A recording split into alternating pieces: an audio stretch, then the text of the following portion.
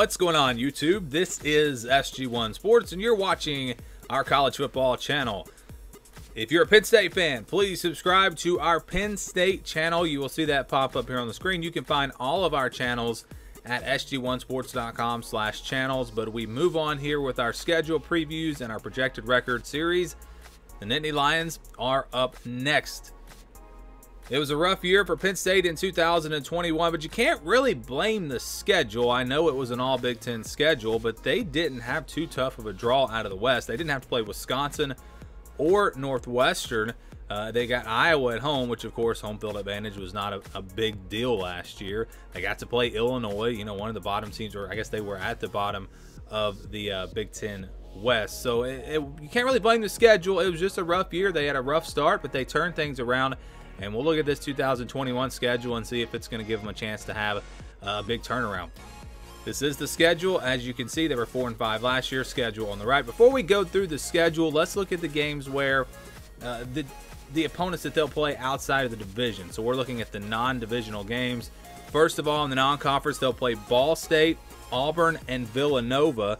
And then in the Big Ten West, they will play Wisconsin, Iowa, and Illinois. So a pretty tough non-conference schedule, really. I mean, it's not brutal or anything. You do get Villanova in there, but Ball State's a team that, you know, just won the MAC this past year. Auburn should be a pretty good team. I don't know that they'll be a top 10, top 15 type team, but still they're going to be, you know, a tough team to beat, I'm sure. And then out of the West, that's tough. Wisconsin and Iowa both on the road. Looking at it right now, I think those are probably the top two teams in the Big Ten West. So you play the two top teams out of the West, and you play them both on the road. So that is a very tough draw there. The good news is they do get Illinois, and that's a team that they should be able to beat. So let's go back to the schedule now. They will kick things off, again, with a Big Ten Conference game, a huge game to start the season on the road at Wisconsin on September the 4th. That's a big one. That is a huge game, and it's a game that I think is really going to set the tone for both teams. Both teams really need to get this win, need to get off to a good start. You lose this game, it's, you know, of course, going to be a rough start to the season. And for Penn State, especially the way they started last year, this becomes very, very important. And it's going to be a tough one on the road. So you need to get that win. And really, the first three games of the year for Penn State are pretty tough. Ball State that next week, September 11th. Now, Penn State should win. They're clearly a more talented team than Ball State. But it's not a game where you're just going to be able to pull all the starters at halftime and play the backups. You're probably going to have to play at least, you know, 3 quarters in this game. And so if you don't bring it, if you don't bring your A game, you could let a Ball State team maybe hang around. So that's not an easy win, but it's a game they should win. And then Auburn on September 18th. Good news is they get this game at home. I think it's a pretty even matchup. When I look at it right now, both teams are kind of similar. I think both teams are kind of borderline top 25 coming into this season. So that'll be a huge game there in the non-conference. Then, of course, Villanova on September 25th. That's the one easy game on this schedule. I mean, that's really the only easy win that you can find on this 2021 schedule. They'll play Indiana on October 2nd. You know they want revenge in this one. A controversial call at the end of the game last year.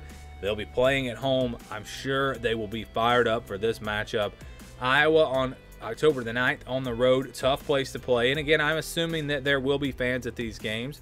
Maybe not full capacity. Maybe it will be. I'm hoping it's full capacity. But if it's not, you would think, unless something really changes over the next few months, you would expect at least, you know, 50% capacity. So there should be a home field advantage. Even if it's like last year, maybe not in the Big Ten, but in the SEC and the ACC, a 25% capacity is still enough to give you an advantage. So that'll be a tough matchup there.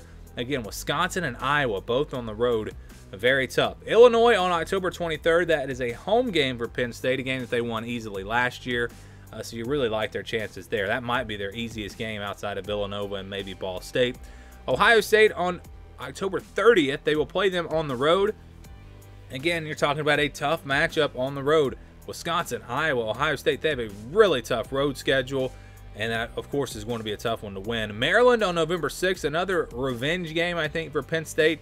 That was probably their worst game of the season last year, getting blown out by, against Maryland.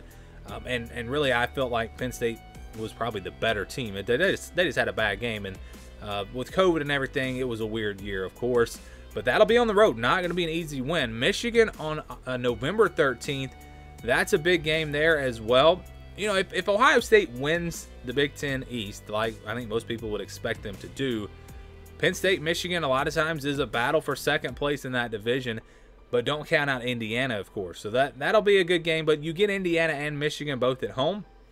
So I think Penn State has a great shot to finish number 2 in the Big Ten East. Then they'll have Rutgers at home, a team that is starting to turn it around. We saw that last year. Not going to be an easy one. And then Michigan State on the road November 27th to close out the season. Michigan State figures to be towards the bottom of the Big Ten East, but playing them on the road, not going to be an easy win. So when you look at the schedule, it's really that first 2/3 of the schedule, I guess you would say, from Wisconsin to Ohio State. Yeah, you get Illinois and Villanova and Ball State in there, but the majority of that is going to be pretty tough. That's where you're going to find out about Penn State. If they can come out of that first stretch, those first 8 games, really, it's, you know, over half the season, but still, if you come out of those 8 games with 1 or 2 losses, the final 4 games, Maryland, Michigan, Rutgers, Michigan State, you're going to have a really good opportunity, I think, to win all 4 of those games.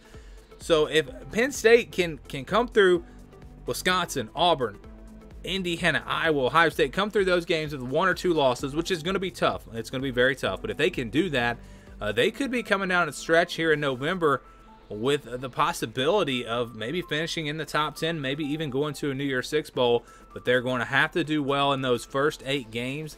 And again, maybe it all starts with Wisconsin. That's the game I think that's going to set the tone for their season. You really need to win that if you're Penn State. But all in all, the schedule for Penn State in 2021, pretty tough, with a pretty tough non-conference schedule, a very tough draw out of the Big Ten West, a very tough road schedule. So Penn State definitely are going to have their hands full with this schedule in 2021. A 4-5 record for Penn State in 2020, but I think they were better than their record would suggest. And we could be looking at something similar in 2021 because with a very tough schedule, they could be better than their record would indicate. Again, this is a tough schedule with some tough games against the Big Ten West, Wisconsin and Iowa, and then having to play Auburn. And even Ball State in the non-conference makes for a pretty tough schedule. 4-5 last year. We're going to give you a projection for 2021, but I want to be clear that this is not a prediction. Our official predictions won't come until May. At the earliest, probably a team like Penn State will be June or July.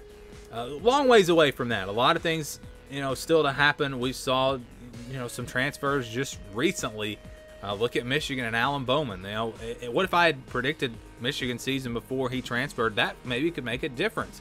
And so, again, we are a long ways away from that. But this is just a projection based off of the schedule and based off of really how tough this schedule is and how good we expect each team to be. With a very conservative approach to this. Again, we're not going to go through each game and predict. But this is a scale that we use. If it's a 50-50 game, the game will stay in white. If it's less than 10%, in red, 10 to 25% in orange, 26 to 40% in yellow, 60 to 74% in purple, 75 to 90 in blue. If it's over 90%, it will be in green, and that's where we'll start for Penn State. You've got one game in the green. That's Villanova, a game that they should not lose. They'll be, if there's even a spread, they'll be 20-plus point favorites in this game. Really no chance, I think, of them losing that game. The only easy, pretty much guaranteed win for them, though, we go to the blue, and these are not guaranteed wins, but you would be really surprised if Penn State lost. And I think you have a couple of these games. You have Ball State and Illinois. Again, these are games where the spread, I think, will be double digits, 10 to 20 points, somewhere in there. Ball State's a good team out of the MAC. You can't overlook them, but Penn State is a much more talented team playing at home. They should win that game. And Illinois, I don't really see them challenging Penn State in Brett Bielema's first year. Penn State won easily last year, even though they had a down year. So you've got 3 wins here that we can go ahead and put in the win column. Well, how about the next category here? In purple, 60 to 74% games, and all of these are not the same. Some are closer to 60, some are closer to 74, but we do just kind of group them together. And it's that back end of the schedule, those 4 games in November. Those are all going to be games that Penn State, I think, will be favored in, but not by a lot. We're talking 6, 7, 8 point favorites in these matchups. I know Maryland beat them last year. I know it's on the road this year. But when you just look at the overall teams, the overall programs, I still think Penn State will be favored in that game, just not by a lot. Same thing with Michigan. I don't think they'll be favored by a lot, but they're playing at home. They won last year. They have a good bit of production coming back. That should be a pretty even matchup, but I think there's enough there to say that Penn State will be favored at home. Rutgers, they should be favored. That one's probably closer to 74%, whereas Maryland and Michigan are closer to 60%. Michigan State's probably in the middle of that range, playing them on the road. Never easy, and it's a team that, is always capable, but Penn State should be the better team. Michigan State's kind of struggling right now. And so these are 4 games that, again, they should be favored in, but not by much. And then we go to the other side of this, the games where they'll be, I think, clear underdogs. And you've only got one. It's Ohio State on the road. I think Penn State clearly will be an underdog. This is closer to a 26% chance for Penn State than a 40%. But I think they have a little bit more than 25%, so I'm going to go ahead and put it in the yellow. Ohio State's going to have a new quarterback. A lot of questions in the secondary. It's on the road, though. I mean, I don't give Penn State much of a chance, but I don't see them being a huge underdog in this game. And it really just depends on how good Ohio State is. Do they just pick up where they left off last year, or is there a drop-off there? Because I think Penn State is going to be better this year. And remember, Penn State played Ohio State fairly tough last season. It wasn't a 30, 40-point win for the Buckeyes. All right, so we've got 4 games left. Wisconsin, Auburn, Indiana, Iowa. All of these games are going to stay in the white. These are the 50-50 games. These are the games that are going to determine what kind of season Penn State has. If they win all of these games, which they have a chance to do, I'm not saying they will, but they could win all of these games. You could be going into that Ohio State game undefeated. Let's say they lose to Ohio State, then you're favored the rest of the season.